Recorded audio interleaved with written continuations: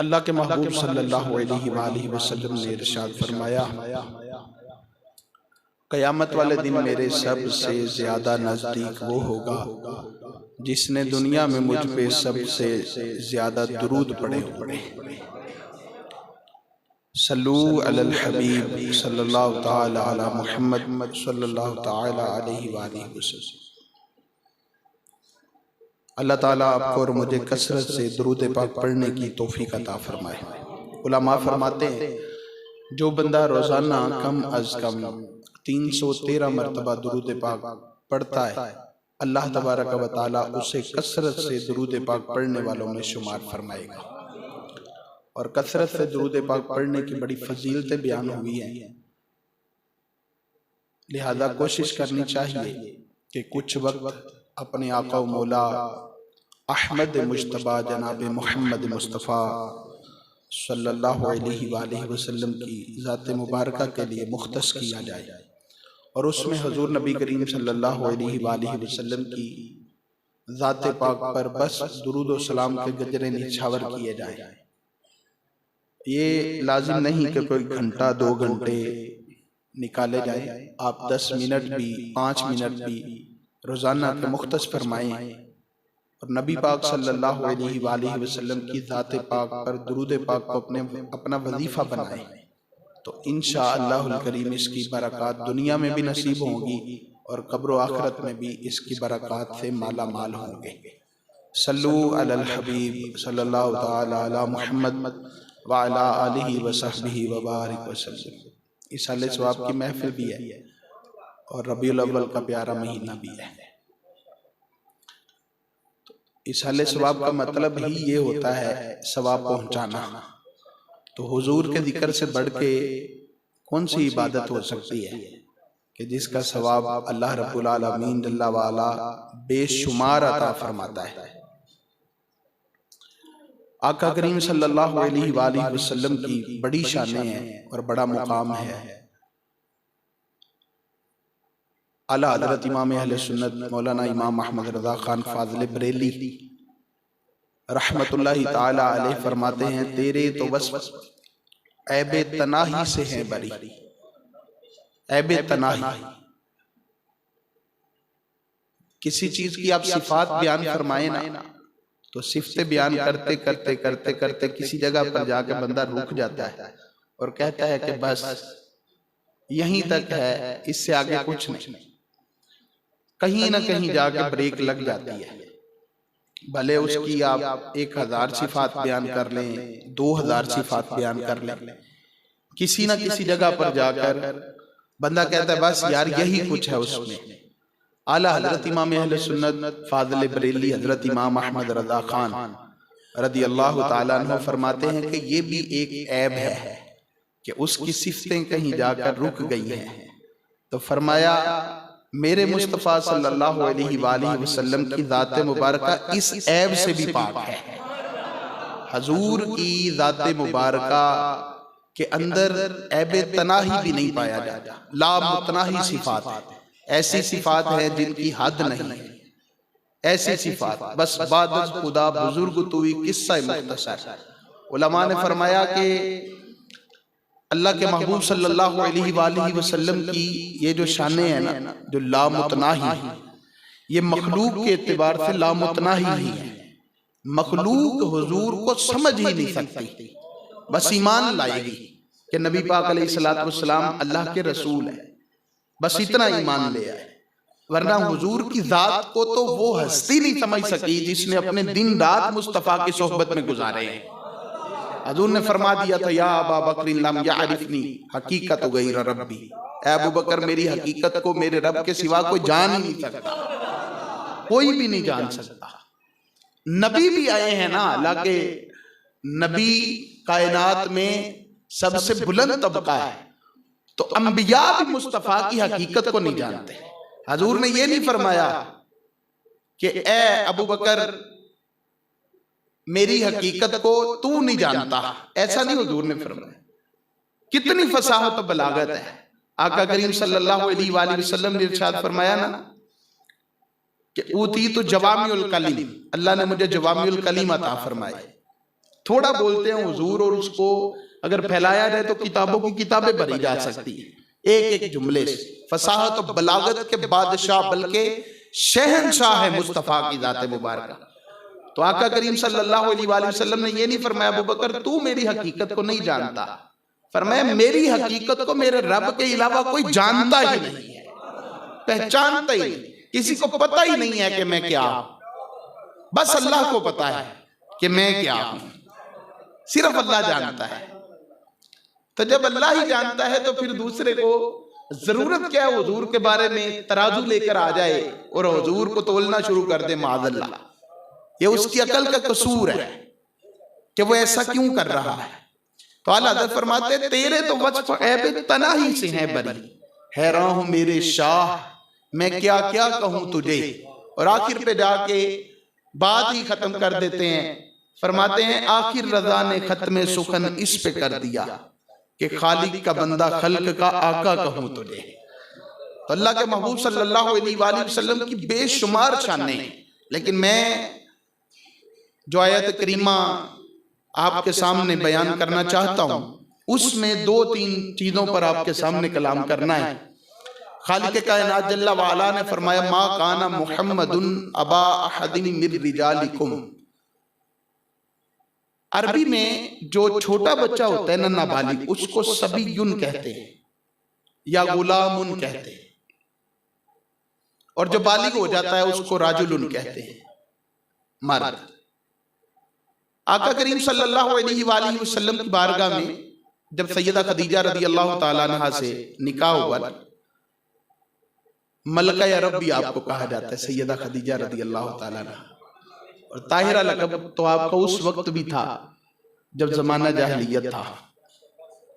اتنی پاک خاتون، اور پاک ہو کیوں نہ ماں کس کی ہیں سیدہ النساء فاطمہ زہرا کی رضی اللہ تعالیٰ عنہ.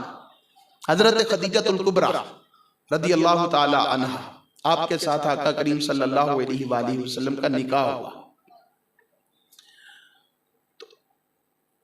آپ کو ایک غلام تحفے میں ملے تھے جن کا نام تھا حضرت زید بن حارثہ رضی اللہ تعالیٰ عنہ.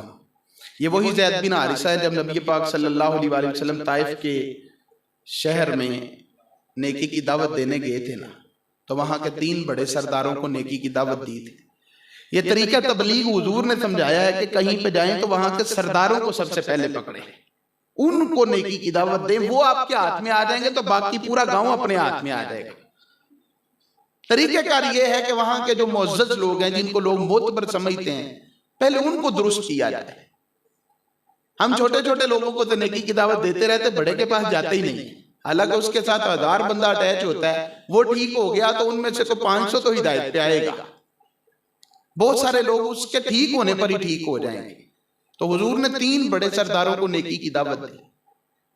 تو پھر آقا کریم صلی اللہ علیہ وآلہ وسلم کے پیچھے اوباش لڑکوں کو لگایا گیا، نوجوانوں کو لگایا گیا جنہوں نے پتھر مارے، گالیاں دی، دھکے دی. اس سفر میں آقا کریم صلی اللہ علیہ وآلہ وسلم کو حوصلہ دینے والے جو غلام تھے نا وہ حضرت زید بن حارثہ رضی اللہ تعالیٰ عنہ ہوتے، اور کوئی صحابی حضور کے ساتھ نہیں تھا، صرف یہ تھے حضرت زید بن حارثہ. اور ان کی شان یہ ہے کہ یہ اللہ کے محبوب صلی اللہ علیہ وآلہ وسلم کی اس قدر قریب ہو چکے تھے کہ یہ سرکار سے جدائی برداشت ہی نہیں کرتے تھے. یہ چونکہ بکتے بکاتے سرکار صلی اللہ علیہ وآلہ وسلم تک آئے تھے، حضرت خدیجہ تک آئے تھے، تو انہوں نے پھر حضور سے نکاح کے بعد سرکار دو عالم صلی اللہ علیہ وسلم کو بطور تحفہ پیش کر دیا.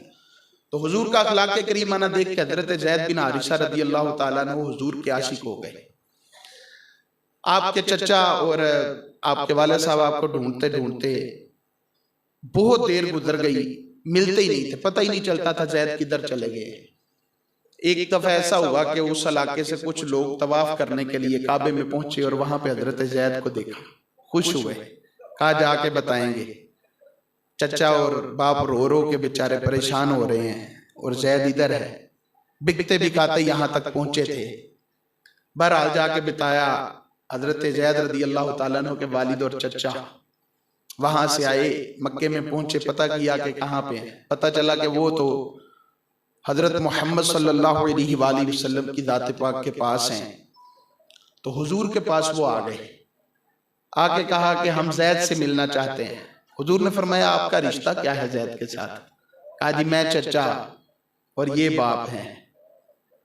کہا اچھا تو پھر میرے لیے کیا؟ کہا جی وہ آپ واپس کر دیں، کئی سال سے ڈھونڈ رہے ہیں، کسی نے پکڑا اور بیچ دیا غلام بنا کر، اور غلام در غلام ہوتے ہوتے آپ تک پہنچا ہے۔ آپ کو جتنے بھی پیسوں کی ضرورت ہوگی نا ہم پیش کریں گے، آپ کی منہ مانگی قیمت دیں گے، جو ڈیمانڈ ہوگی وہ دیں گے، لیکن ہمارا بیٹا ہمیں واپس کیجیے۔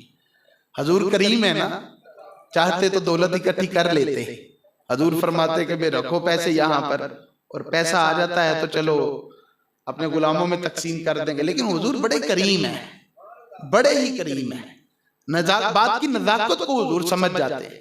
آقا کریم صلی اللہ علیہ وآلہ وسلم نے فرمایا میں زید کو بلاتا ہوں، اگر زید آپ کے ساتھ جانا چاہے تو 1 روپیہ بھی نہیں لوں گا، تھوڑی بھی قیمت 1 درہم بھی نہیں لوں گا، اور اگر وہ جانا نہ چاہے تو پھر آپ ضد نہیں کریں گے۔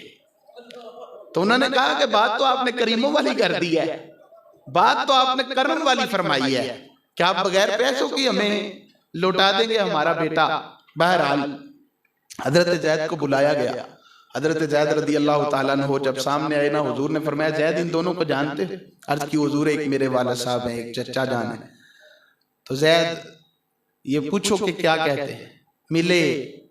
جی ابا جی خیریت ہے، گھر میں سب ٹھیک ٹھاک ہے۔ چلو زید چلے۔ ہاں کدھر؟ اپنے گھر چلتے ہیں۔ حضرت زید نے کہا میں تو نہیں جاؤں گا، میں تو نہ جاؤں۔ زید میں تمہیں آزاد کرانے آیا ہوں، غلامی کی زندگی ہے، چلو نا گھر۔ تو حضرت زید رضی اللہ تعالیٰ عنہ کہنے لگے ابا جی آپ چلے جائیں، جب سے ان کی غلامی میں آیا ہوں غلامی کرنے کا مزہ آ گیا، مزہ آ گیا، یہاں سے نہیں جاؤں گا، آپ واپس چلے جائیے، جب جب ملنا ہو آپ تشریف لے آئیے گا، ملاقات ہو جائے گی، لیکن اب میں حضور کو چھوڑ کے نہیں کہیں جا سکتا۔ اتنی محبت کرتے تھے، اتنی محبت کہ زید بن محمد کے نام سے مشہور ہو گئے۔ زید بن محمد، محمد کا بیٹا زید، محمد کا بیٹا زید۔ اللہ تبارک و تعالیٰ نے جب یہ حالات دیکھے نا تو رب العالمین جل وعلا نے قرآن کی آیتیں نازل فرمائی۔ فرمایا ما کان محمد ابا احد من رجالکم، فرمایا سن لو محمد صلی اللہ علیہ وآلہ وسلم تم مردوں میں سے کسی کے بھی باپ نہیں، اس لیے زید کو زید بن محمد نہیں کہنا، وہ زید بن حارثہ ہیں، اپنے باپ کے بیٹے ہیں۔ اور اس سے یہ بھی مسئلہ ثابت ہوتا ہے کہ جس کا نسب ہے نا اسی کے ساتھ نسبت کی جائے گی۔ بعض لیپ الگ بچے ہوتے ہیں، بہن سے لے لیا، بھائی سے لے لیا، اس کو ولدیت اپنی دے دیتے، حرام ہے، نہیں دے سکتے، منع، دے دی ہے تو بدلنی پڑے گی، اسی کے باپ کی ولدیت دینی ضروری ہے۔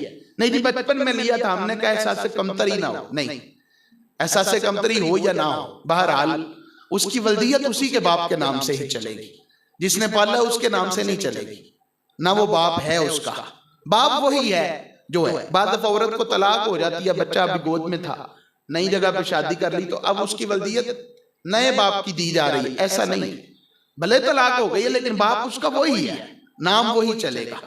تو کہا اب زید کو زید بن محمد نہیں کہنا، زید بن حارثہ ہے۔ حضور کا جوان بیٹا کوئی بھی نہیں، حضور کو اللہ کریم نے 3 بیٹے عطا فرمائے تھے۔ ایک کا نام تھا حضرت قاسم، جن کے نام سے نبی کریم علیہ السلام کی کنیت ابو القاسم، قاسم کے باپ۔ اور علامہ زرقانی نے یہاں عشق والی بات کی ہے، فرمایا ایک تو حضور کے بیٹے کے نام سے ہے نا قاسم، ایک حضور کی صفت بھی ہے قاسم، اللہ مجھے عطا کرتا ہے وانا قاسم، اور میں تقسیم کرتا ہوں۔ فرمایا ایک صفت بھی ہے حضور کی، تو فرمایا پتہ ہے حضور کو ابو القاسم صحابہ کیوں کہتے تھے؟ فرمایا کہ حضور کے بیٹے کی وجہ سے بھی کہتے ہوں گے، لیکن اگر دوسری طرف دیکھا جائے تو حضور ابو القاسم اس لیے ہیں، وَقُنِّيَّتُهُ ابو القاسم لِيُقَسِّمُ الْجَنَّةَ بَيْنَ أَهْلِهَا، حضور کو اس لیے بھی ابو القاسم کہا جاتا تھا کہ حضور اپنے غلاموں کے درمیان جنت تقسیم فرمایا کرتے تھے، جس کو چاہتے تھے حضور جنت عطا فرما دیتے تھے، فرماتے تھے ابھی بھائی دروازے پہ جنتی آئے، یہ بندہ جنتی ہے۔ ایسے مجلس تھی اور حضور قدر رحمت جوش پہ آ گیا، حضور نے 10 صحابہ کا نام لے کے فرمایا ابو بکر فی الجنہ، عمر فی الجنہ، عثمان فی الجنہ، علی فی الجنہ، زبیر فی الجنہ، طلحہ فی الجنہ، عبد الرحمن فی الجنہ، ابو عبیدہ فی الجنہ، 10 صحابہ کا مصطفیٰ نے نام لے کر ان کو جنت کی بشارت دی، اور آج تک لوگ ان کو عشرہ مبشرہ کے نام سے یاد کرتے ہیں۔ لوگ کہتے ہیں حضور کو تو غیب کا پتہ نہیں، لوگ کہتے ہیں حضور تو کچھ دے نہیں سکتے، میں کہتا ہوں عشرہ مبشرہ کن کو کہتے ہو؟ جی وہ 10 صحابہ جن کو مصطفیٰ نے دنیا میں جنت کی بشارت عطا فرمائی۔ میں نے کہا دیکھ لو، حضور کے علم غیب بھی ثابت ہے، حضور کے اختیار بھی ثابت ہے۔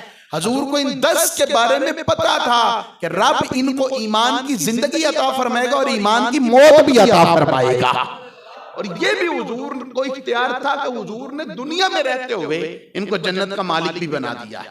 عشرہ مبشرہ، 10 وہ صحابہ جن کو جنت کی خوشخبری سنائی گئی۔